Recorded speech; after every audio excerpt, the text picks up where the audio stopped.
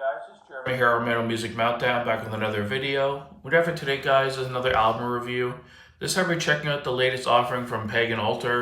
Super highly anticipated album for me, one of my most anticipated for the year. This is their sixth studio album entitled Never Quite Dead, released on Dying Victim Productions. It's the first album to have the new singer, Brendan Radigan. Unfortunately, the original singer passed away in 2015, Terry Jones.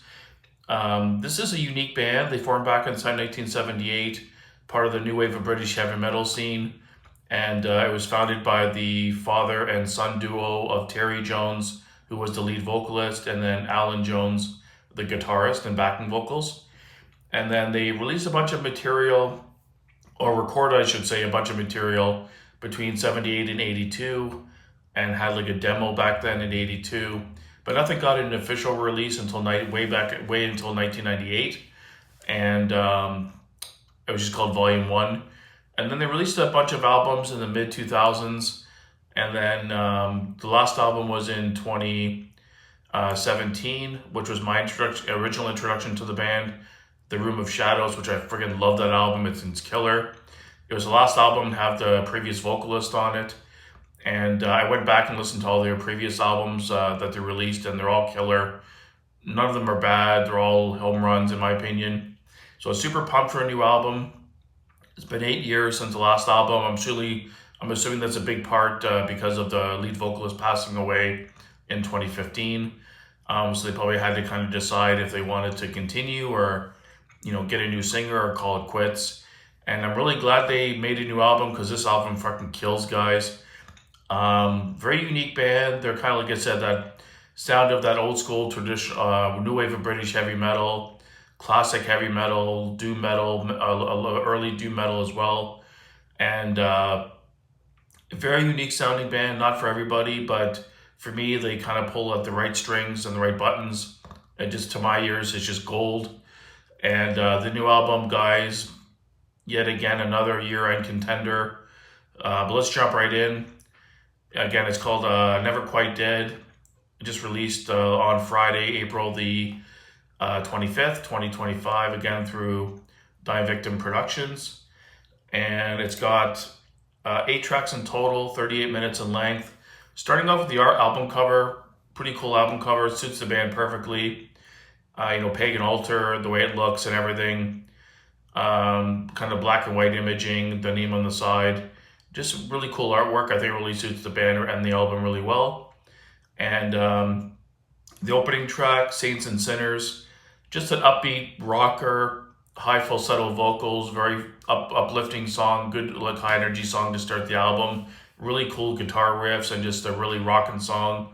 That old kind of 70s vibe.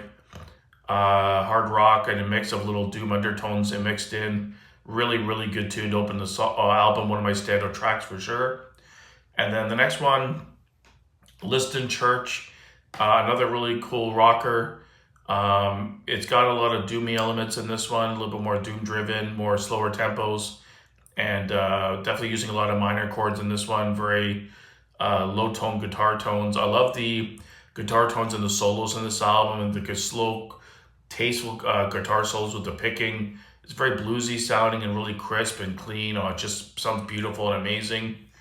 The next song, Madam McRachel, is more of a slow song, kind of a slower brooding song.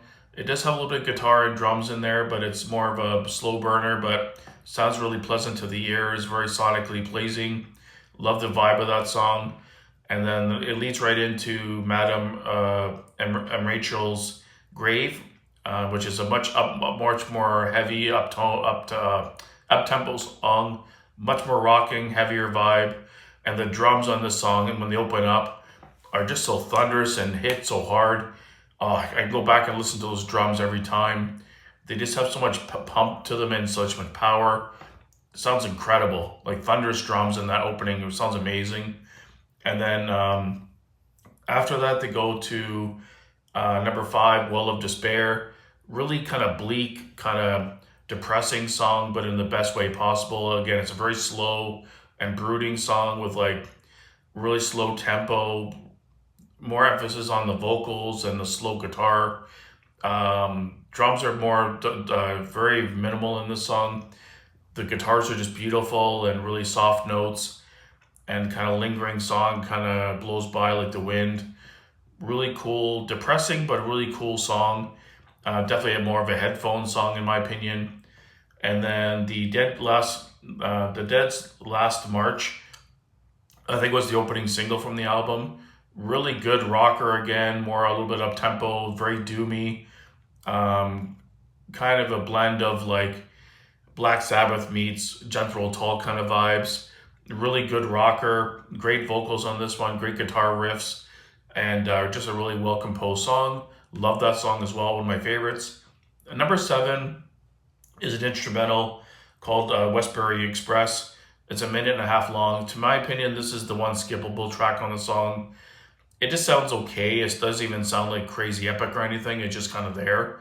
I don't really see the purpose of it, to be honest. I would take that off completely. It's the one skippable track for sure.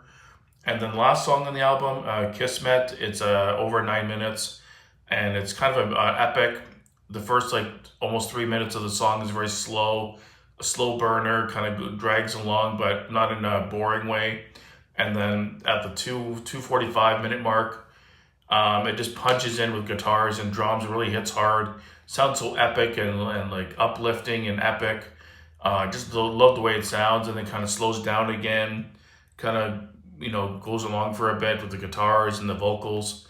Very crooning vocals on this one as well. And then again, the drums and guitars punch in, have a really good contrast, and then when they do kick in, it really gives you that punch and power.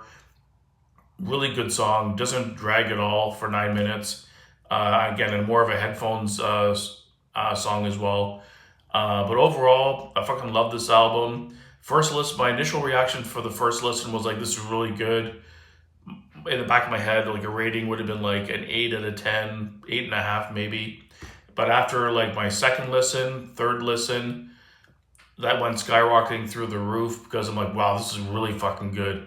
Like I kept listening, I wanted to just listen to it over and over again. And every time I listened to it, I loved it even more. So our ranking, I'm going to give it, well, let me go through the production first. The production is very clean and crisp on this one. It's very, very clean and not super punchy and heavy.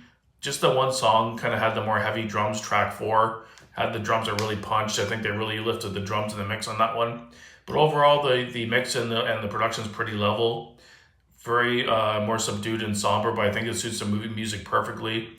It punches harder when it needs to, but otherwise it's more clean and the mix is really clear.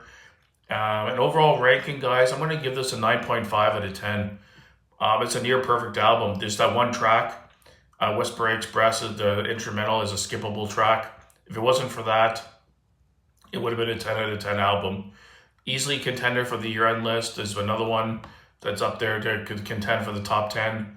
And like I said, this isn't for everybody, guys. But definitely give it a spin. Give me your thoughts on the album. I can't stop listening to it. I think it's a killer album. It's just a vibe. It's got a good blend of like high tempo rockers and kind of really slow, kind of crooning kind of songs.